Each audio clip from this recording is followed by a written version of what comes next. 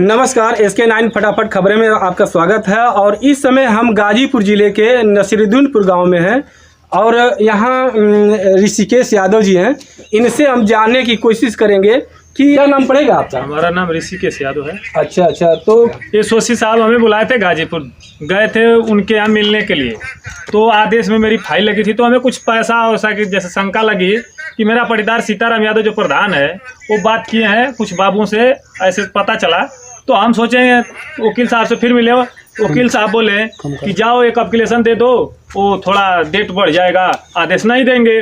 तो हम और पापा और बहन तीनों लोग गए थे DM साहब के कार्यालय में दरखास्त देने के लिए। तो पापा और दीदी चले गए थे अंदर, हम बाहर खड़े थे। और जो पटीदार सीताराम यादव है प्रधान है वो बैठे थे बाहर कुर्सी पे, और पापा और दीदी अंदर दरखास्त दे रहे थे। उसमें DDC बैठे थे। तो मेरा पटीदार जो सीताराम यादव है वो वहाँ से उठ के अंदर जाके चेम्बर में DDC से बोला कि DDC वो वीडियो बना रहा है। DDC तुरंत बाहर चले आए। क्या नाम था DDC का? आयुष चौधरी। आयुष चौधरी जी आए और न पूछे न जाचे, तुरंत तबड़ाक लगे मारने हमें। हम मारने लगे तो हम पूछे कि क्यों मार रहे हैं, तो कह रहे हैं कि तुम वीडियो बना रहे हो। हम वीडियो बोले कि नहीं बना रहे हैं सर, तो वीडियो नहीं बनाया सर। फिर उसका जो उनका सिपाही है वो तुरंत हमको कॉलर पकड़ लिया और कॉलर पकड़ के भद्दी गालियां सब फकर देने लगा। बोला कार्यालय में हमें घुसा के मार रही है।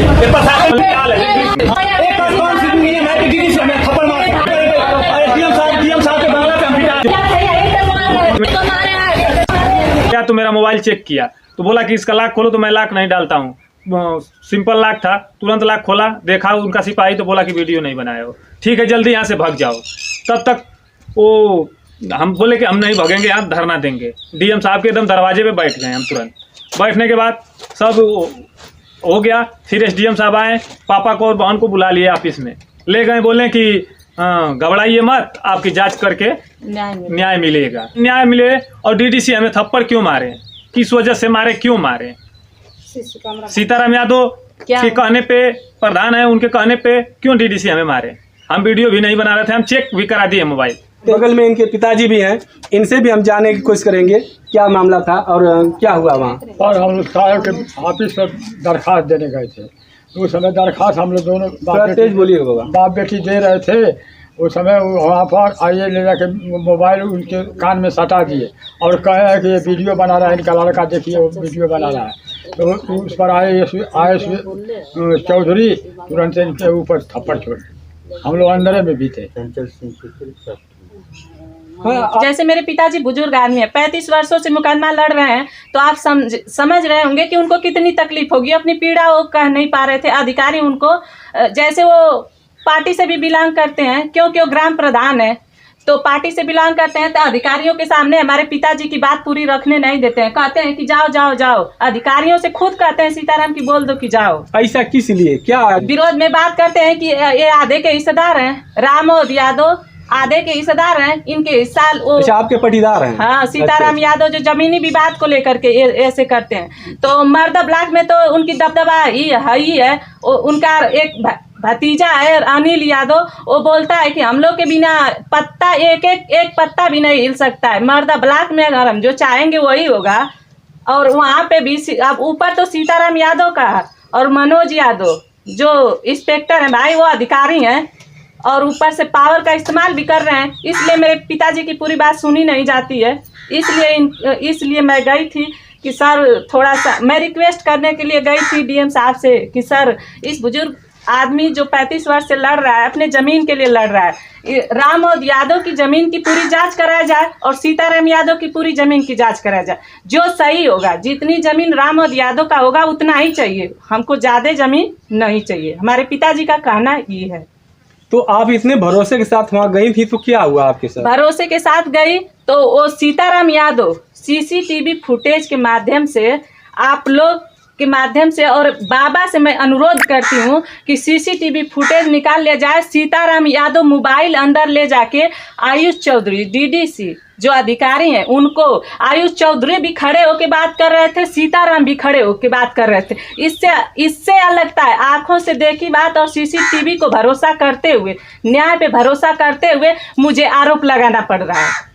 तो क्या आपको जो भरोसा है आपको? हाँ, हमको पूरा न्याय पे भरोसा है और अपने देश की जनता पे भरोसा है। कि जनता मेरे साथ खड़ी है, तो हमारी आवाज़, मेरे पिताजी की आवाज़ को आगे उठाई जाए कि ऐसे नहीं होना चाहिए, सच्चाई का साथ देना चाहिए, गरीबों की मासिया बने। जो लोग कमेंट कर रहे हैं कि इनकी बर्ताव सही नहीं है, तो गरीब की मासिया बने, तब जाने कि उसका बर्ताव कैसा है, तब जानने की कोशिश करें। और राम यादव जितना झेल चुके हैं 35 वर्ष में, शायद ही कोई झेला होगा।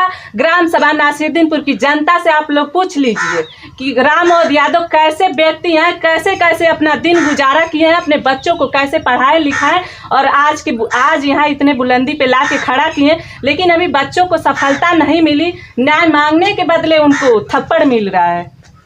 वो अभी जिला अधिकारी के कार्यालय में मिल रहा है। इधर उधर मिलता तो हम झूठा आरोप लगा सकते हैं भाई कि ये लोग झूठ बोलते हैं, गांव में मारते पीटते लोग, तो हमारी आवाज़ को जनता भी दबा सकती है, क्योंकि ग्राम प्रधान है।